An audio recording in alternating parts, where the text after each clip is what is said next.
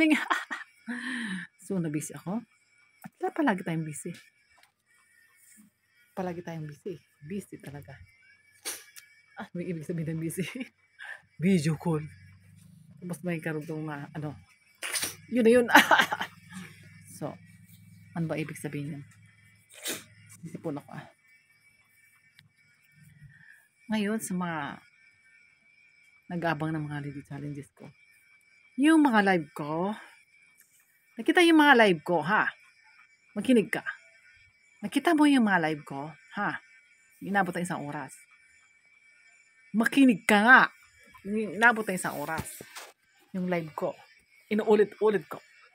Yung live ko na inabot ng isang oras, 1.5 oras, na maraming views. Sa dulo yun. Nandun ang mga challenges. Panoorin nyo. Huwag mong i-skip ang ads para makatulong ka sa akin. Maraming ads para makatulong ka sa akin. Yung iba, nagpapamember pa eh. Nagpapamember pa eh. Ikaw gusto mo may kabig lang, ikaw ng kabig. Wala kang matatanggap na swerte sa buhay kung yung puro kabig ka lang ng kabig. Kaya, give and take din. Kung ako'y nag-challenges din sa mga live.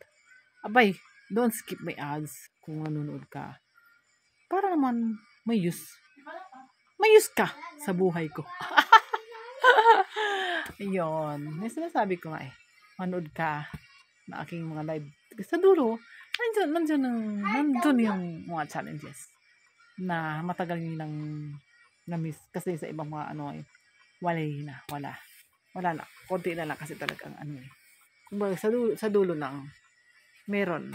Kasi syempre nakakapagod din naman hindi ka naligo. Pero alam nyo, nakakaramdam na akong sakit sa likod. Parang hindi ko na kayang maligo ng tapos maglaba.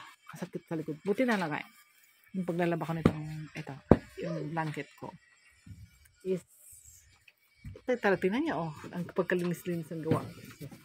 20 times ba naman apakan ang paglalaba. Tapos, nakita mo nga nag-vlog ako 20 times. Tapos, super linis talaga. Nahiga na ni Bunso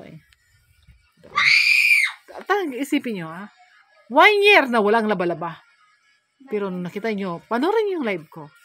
Tapos sa dulo yan, nandun ng mga challenge. May ligo doon. Yan, ito, yung paglalaba na to is nilaban ko sa pag-apak. Sayo-sayo, apak-apak, sabon-sabon, may Zonrox din. Kaysa kamay ko maano ng Zonrox. So, apak-apakan kasi yung pukpukin wala kung sa 50 kilos mag-aapak sa blanket is mas malakas pa yun kaysa sa pinupok mo yung labahin mo ng nyug kaya ng mga kahoy na ginawang pamukpok. So, ang akin is inaapak-apakan ko yung paglalaba ko. Mas matimbang yun kaysa pinupukpok. Kasi yung katawan ko, sabi mo, kahit 45 kilos o 50 kilos talagang malaking tulong na yung sa paglalaba is ganun ang gagawin mo. Pakan mo lang. Lalo ko mga blanket nga kasi mabigat Hindi man talaga kaya yun. Tapos yung ginawa ko, hindi ako nagpiga. Nilipat ko lang sa basket na butas-butas, which is yung laundry basket. Tapos pinumagahan ko. Hindi ko siya sinampay nung araw na yon. Kasi pinaumugahan ko. Siya na-drain na siya. Libre na piga. Tapos kaninang umaga, ibinilad sa bubong. Ayan, dry na talaga as in dry. Talaga makikita mo. So, sentido de common lang ang kailangan para kung paano mo mapadali ang iyong paglalaba na hindi ka ma-stress at hindi ka mapapagod. Diba? So, gayahin yung paglalaba ko. Marami talaga yung mabigat. Natutunan ko po yan sa Korea Sa mga, yung doon. Kasi naman ang leg ko. Diabetic pag tumataas ang sugar ko Ayun. Kaya ayun. Ganun talaga ang paglalaba. Bilis. Pero, nasabi ko nga, sa mga gusto pag manood ng mga challenges, is, pagkatapos po ng live, sa mahabang oras ng pagla-live ko, sa dulo, nandun, ang pinakamagandang Panuorin. Yun. Kaya panoorin niyo yung mga live ko. Ilan lang na live ko ngayon.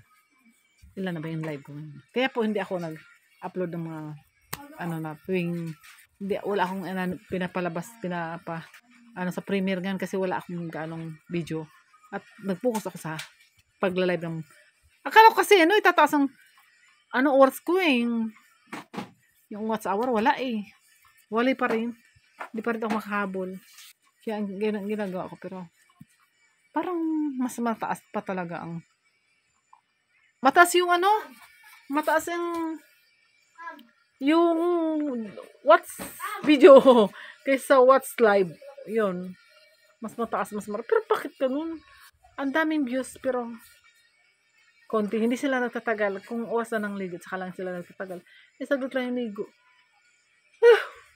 bilang inantok yung misis naman yung classic ko ang hihilig ng mga classic sa mga sayo-sayo kanta-kanta bakit naman pabanjing-banjing alam nyo ba yung banjing-banjing isigulaki kung saan na napupunta hindi nag-isip ng yung gastos ako ayoko nung gala-gala kasi nga may sarili namang motor pero gasolina ang mahal isipin mo buti kung big time ka na pwede kang gumala at may sarili kang business na gala-gala na lang